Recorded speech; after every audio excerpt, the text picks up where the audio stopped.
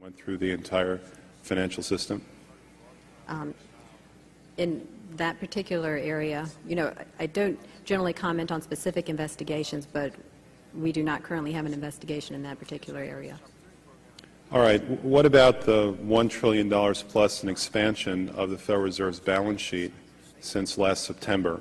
Have you conducted any investigations regarding that?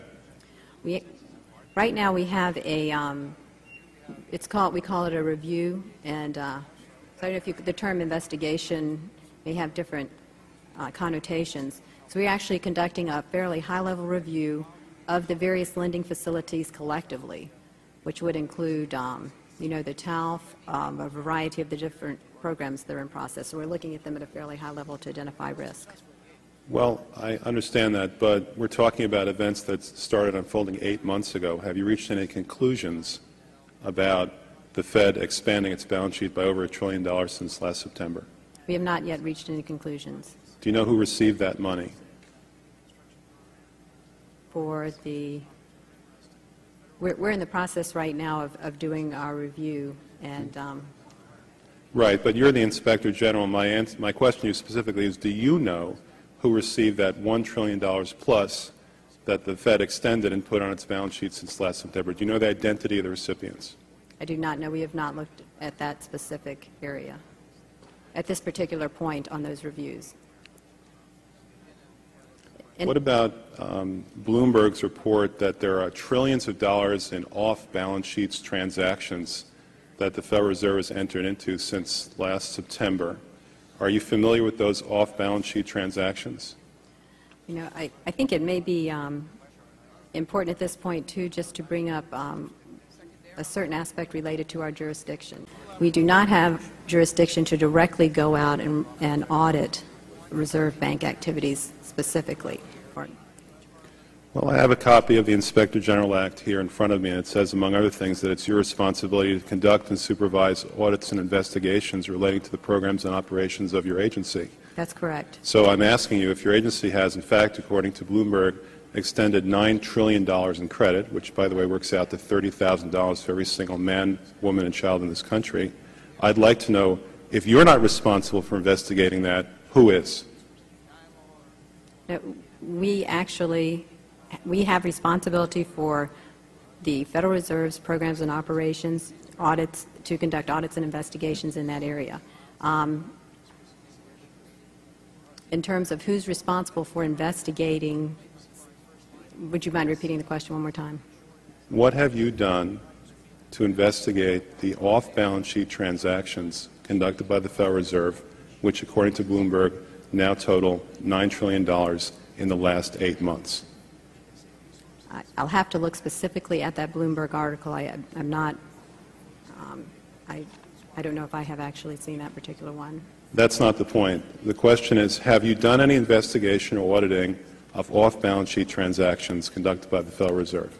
At this point, we're conducting our lending facility project at a fairly high level and have not gotten to a specific level of detail to really be in a position to respond to your question. Have you conducted any investigation or auditing of the losses that the Federal Reserve has experienced on its lending since last September?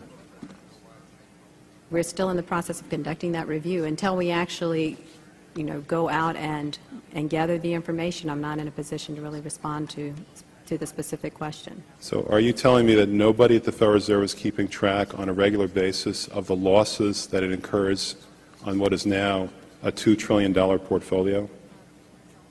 I don't know if you're telling me that you're mentioning that there's losses. I'm just saying that we're not, until we actually look at the program and have the information, we are not in a position to say whether there are losses or to respond in any other way to that particular. Mr. Chairman, my time is up, but I have to tell you honestly, I am shocked to find out that nobody at the Federal Reserve, including the Inspector General, is keeping track of this. Time of the gentleman's expired. Senator Sanders. Thank you, Mr. Chairman. Welcome, Mr. Chairman.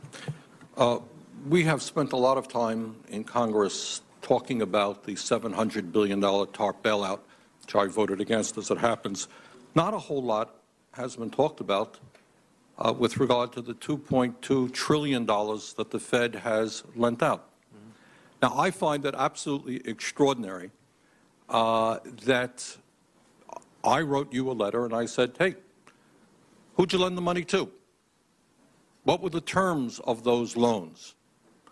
How can my constituents in Vermont get some of that money? Who makes the decisions? Do you guys sit around in a room? Do you make it? Are there conflicts of interest? So my question to you is, will you tell the American people to whom you lent $2.2 trillion of their dollars? Will you tell us who got that money and what the terms are of those agreements? We explain each of our programs. In terms of the terms, we explain the terms exactly. We explain what the collateral requirements are. We explain what to whom did you explain that? It's on our website. Yeah, okay. So all that information is available in our commercial paper program. And who got the money? Hundreds and hundreds of banks. Any bank or that has access to the U.S. Federal Reserve's discount. Will you tell us who they are? No. Pentagon, the day before 9/11. Secretary of Defense Donald Rumsfeld declared war, not on foreign terrorists. The adversary is closer to home. It's the Pentagon bureaucracy. According to some estimates, we cannot track $2.3 trillion in transactions. 2.3 trillion with a T.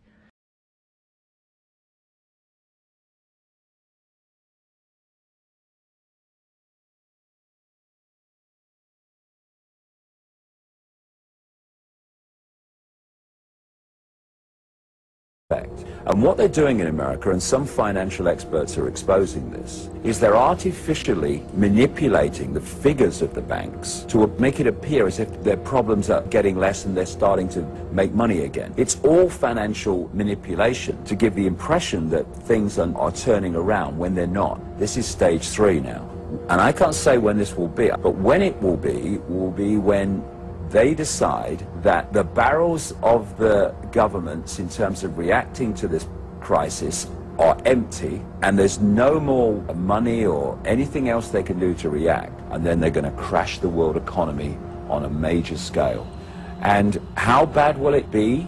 It will be as bad as is necessary to get the world to accept a totally restructured global financial system based on a world central bank, which will be a dictatorship to everybody on the planet in terms of finance and financial potential and opportunity, etc. So what will happen when they go to this world level is you'll have the world central bank as the prime dictator, and then it will operate down through the European Central Bank and the central bank of the other unions that are being created, like the African Union and the American Union, that they're closing in on. And so you have this financial pyramid of central banks headed by the World Central Bank, which will control all global finance. And there are many reasons why they've engineered this collapse, but this is a key reason why they've done it. And just watch what unfolds.